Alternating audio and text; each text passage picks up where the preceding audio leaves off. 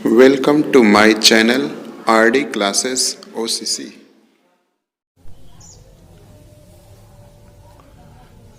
जय हिंद। आज के लेक्चर में हम लोग जानेंगे लेसन जो रासायनिक अभिक्रिया एवं समीकरण हम लोग पढ़ रहे थे। इस लेसन का ये नेक्स्ट पार्ट है। इससे पहले आप लोगों ने पढ़ा था कि कोई भी जो रासायनिक अभिक्रिया होती है वो रासायनिक अभिक्रिया कितने प्रकार से होती है। तो रासायनिक अभिक्रियाओं के प्रकार के बारे में आपको बताया गया था। यहाँ तक कि आपने पढ़ लिया था कि अपचयन क्या होता है और ऑक्सीकरण क्या होता है। ऑक्सीकरण अभिक्रिया क्या होती है, जिसमें आपको बताया गया था एडिशन ऑफ ऑक्सीजन और रिमूवल ऑफ हाइड्रोजन। साथ ही में आपने जाना था अपचयन के बारे में। जो अपचयन यहाँ पर लिखा हुआ है कि किसी भी पदार्थ से ऑक्सीजन का ह्रास होना और हाइड्रोजन का ऐड हो जाना। तो इस प्रकार से, और दोनों अभिक्रियाएं जब एक साथ मिली होती हैं तो दोनों अभिक्रियाओं को कॉमन रूप से कहा जाता है रेडॉक्स अभिक्रिया, कि रेडॉक्स अभिक्रिया होती है। अब इसके बाद इसमें कुछ और पार्ट बचे हुए हैं, कुछ इसके एक आध दो और हेडिंग बची हुई है, कोटेशन, जिसको हम लोग देख लेते हैं ताकि ये लेसन ख़त्म हो जाए। फिर इसके बाद हम लोग इसमें जानेंगे कि इस लेसन से संबंधित कुछ क्वेश्चन जो होंगे इम्पॉर्टेंट, उनके बारे में जानेंगे। तो आइए देखते हैं। दैनिक जीवन में अपचयन अभिक्रिया का प्रभाव, कि हमारे दैनिक जीवन में जो अपचयन अभिक्रिया होती है, जो हमने अभी इससे पहले देखा था कि अपचयन अभिक्रिया क्या होती है, इसका दैनिक जीवन में क्या प्रभाव पड़ता है। पहला जैसे दिया जा रहा है संक्षारण, कि संक्षारण किसे कहते हैं। जब कोई धातु आर्द्रता, जिसको हम नमी कह सकते हैं, अम्ल आदि के संपर्क में आती है, जिससे धातु की ऊपरी परत कमजोर हो, संक्षारित हो जाता है। एक तरीके से हम कहते हैं उस पर जंग का लगना। संक्षारण का अर्थ होता है उस पर जंग का लगना। पदार्थों के ऊपर जंग लग जाया करते हैं, धातुओं के ऊपर जंग लग जाया करते हैं, जिससे धातुएं जो है एक परत उन पर लगकर वो कमज़ोर हो जाया करती हैं। इसे हम पदार्थों का या धातुओं का संक्षारण कहते हैं। एग्जाम्पल में जैसे आप देख सकते हैं कि लोहे की वस्तुओं पर जंग लगना, चांदी के ऊपर काली परत, तांबे के ऊपर हरी परत चढ़ना संक्षारण के एग्जाम्पल है, उदाहरण है। जैसा कि आप जानते हैं कि लोहे की वस्तुओं पर, जो लोहे की वस्तुएं होती हैं, इस पर जंग लग जाया करता है, इसको आप देखा करते हैं। आपने ऐसा बहुत से एग्जाम्पल देखे होंगे, अपने घरों पर भी देख सकते हैं। जब हम उस पर सही समय पर पेंट नहीं करते हैं, पॉलिश नहीं करते हैं, लेपन नहीं लगाते हैं, तो वो बदरंग सी हो जाती हैं। जो चांदी होती है, जो हमारी माताएं बहनें ज्वेलरी के रूप में, आभूषण के रूप में इस्तेमाल करती हैं, उसमें भी जंग लग जाया करता है। जंग लगने का मतलब क्या होता है, उस पर एक विशेष प्रकार की परत का चढ़ जाना, जिसे हम कहते हैं कि वह संक्षारित हो गई है। अगर हम संक्षारण को दूर करना चाहते हैं तो क्या उपाय करेंगे। संक्षारण को दूर करने के कुछ उपाय होते हैं, जैसे यसद लेपन, विद्युत लेपन और पेंट करके। ये सारी चीजें हैं। लेपन अर्थात एक तरीके से पेंट ही होता है, पॉलिश ही होती है। पॉलिश करके संक्षारण से धातुओं को बचाया जा सकता है। इस प्रकार से हम संक्षारण से धातुओं को बचा सकते हैं। तो ये था हमारा संक्षारण और संक्षारण से बचने के कुछ उपाय। अब इसके बाद में हम बताएंगे आपको कि विकृत गंधिता क्या होती है। विकृत हो जाना, स्ट्रेस हो जाना, गंध का विकृत गंधिता होती है। जैसे वसायुक्त और तैलीय खाद्य सामग्री, कुछ ऐसी चीज़ें होती हैं जो वसायुक्त होती हैं और जो हमारे तैलीय सामग्रियां होती हैं, वायु के संपर्क में आने पर उपचयित हो जाती हैं। जैसे ही वायु के संपर्क में आती हैं, उपचयित हो जाया करती हैं। ऐसा क्यों होता है? क्योंकि हम ये जानते हैं कि वायु में अनेक प्रकार के डस्ट पार्टिकल होते हैं। बैक्टीरिया भी हो सकते हैं, वायरस भी हो सकते हैं, फंजाई भी हो सकते हैं, स्लाइम मोल्ड्स भी हो सकते हैं। ऐसे बहुत सारे जीवाणु या अपघटक पाए जाते हैं।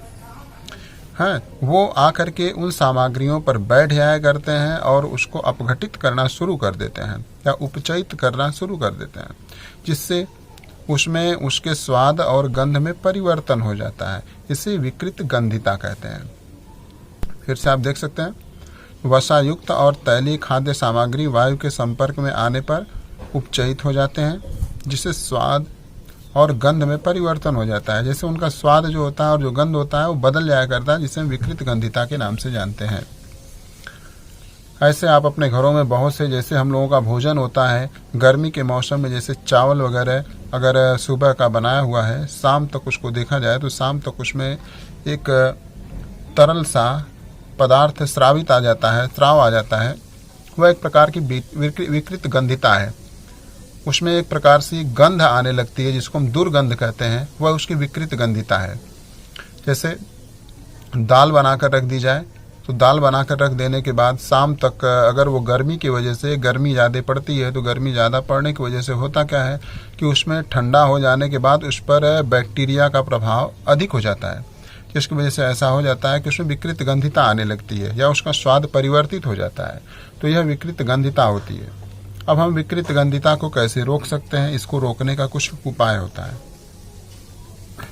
तो विकृत गंधिता को रोकने के उपाय, तो विकृत गंधिता को कैसे रोका जा सकता है।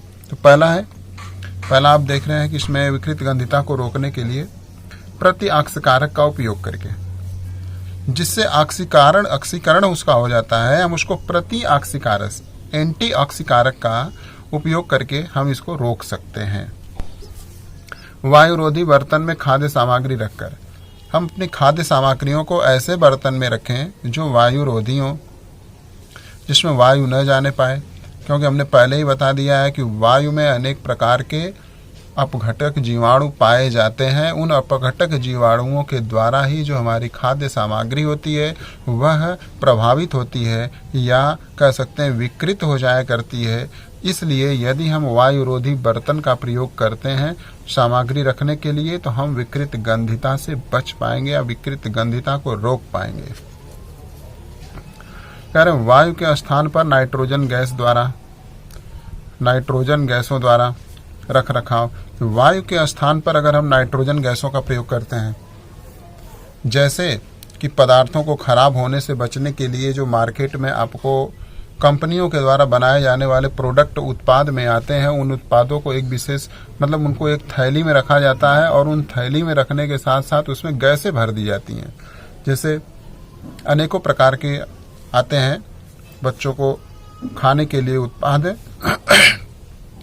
उनमें गैसें भरी होती हैं, वो फूले हुए दिखाई देते हैं, तो लगता है कि ये पूरा का पूरा भरा है इसी से।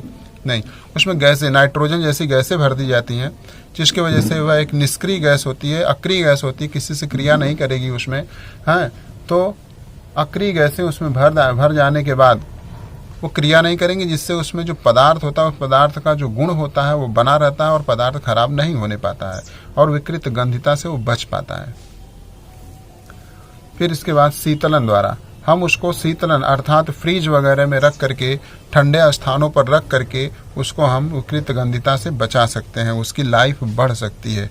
तो इस प्रकार से हमने देखा कि दैनिक जीवन में उपचयन अभिक्रियाओं का प्रभाव क्या पड़ता है और किस प्रकार से हम संक्षारण को रोक सकते हैं और संक्षारण होता क्या है और विकृत गंधिता क्या होती है। विकृत गंधिता को हम दूर कैसे कर सकते हैं।